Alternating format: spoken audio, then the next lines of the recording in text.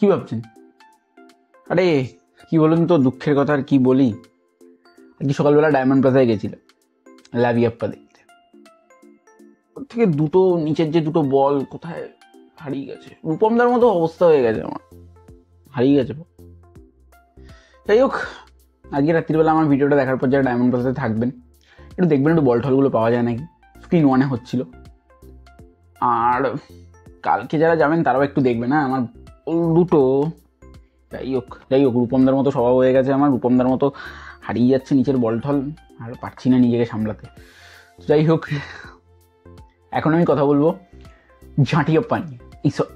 ও মাইকের গন্ডগোল। লাভিয়াপ্পা নিয়ে যে ছবির মুখ্য চরিত্রে যারা আছে আমি তাদের কোনো নাম বলবো না, ঠিক আছে? আমি তাদের এই যে গোটা রিভিউটা হবে তাতে আমি তাদের কোনো নাম বলবো, ঠিক আছে? মুখ্য চরিত্রে আছেন এ বি, ওকে, মুখ্য চরিত্রে এ বি। এবং এই যে ছবিটা, এই ছবিটার গল্প না অনেকটা আমাদের এইখানের বনিদার ছবি, হালকা করে ইয়াসদার ছবি, এবং সেটাকে ভালো করে মিক্স করে ঘুরিয়ে দিলে তার উপর থেকে হালকা ওই অঙ্কুশদারের কুরবান বা হালকা একটু অঙ্কুশদার লাভ ম্যারেজ ছড়িয়ে দিলে সিনেমাটা হয়। সেই সিনেমাটা হচ্ছে লাভিয়াপ্পা। আবার নাম বলে ফেললাম। তো ছবির একটাই কাস্ট, তার নাম আমি বলবো আশুতোষ রায়না। তিনি এই ছবিটা ডেফিনেটলি, তার হয়তো কোনো বিয়েবাড়ি রয়েছে সামনে, বা সে হয়তো কিছু ডিরেকশন দেবে, খবরটাও শুনছিলাম, সেখানে দিতে হবে, তাই জন্য এই ছবিটা সে করেছে। ছবির পজিটিভ দিক নেগেটিভ দিক, আমার জন্য এই ছবির পজিটিভ দিক, তার এত সাহস হয়ে গেছে আমি এই ছবির পজিটিভ দিক বলবো, তার নেগেটিভ দিক, তার এত সাহস আমি পজিটিভ নেগেটিভ বিচার করবো এখন? এই সব আমার কম নয়। ছবির পজিটিভ দিক নেগেটিভ উপরের লেভেলের ছবি। পজিটিভ দিক নেগেটিভ এই ছবি হয় নাকি? কি বলবো, নিজেকে মারতে ইচ্ছে। ছবির কোনো পজিটিভ নেগেটিভ দিক নেই এখানে। ছবির ডিরেকশন লিখে গেছে, রাইটার লিখে গেছে, ছবির কোনো পজিটিভ দিক নেই। এবং এখানে এ এবং বি তারা যে অভিনয় করেছেন, অভিনয়টা, এই অভিনয় ধরা আমার সাধ্য নেই। তাদের এই অভিনয়টা বলি, গডফাদার সালমান খান, শাহরুখ খান, আমির খান, সবাইকে ছাপিয়ে চলে গেছে।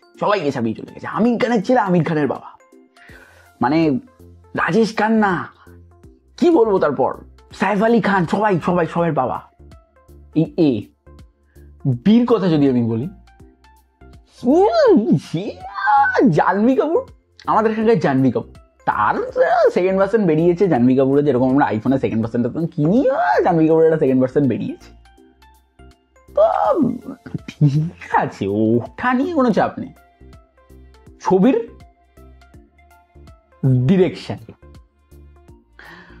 ডিরেকশন যখন ছবিটা চলছে, প্রথম 15 গেল, 20 গেল, 25 গেল, বসে আছি। ছবির ইন্টারমিশন পোর্শন,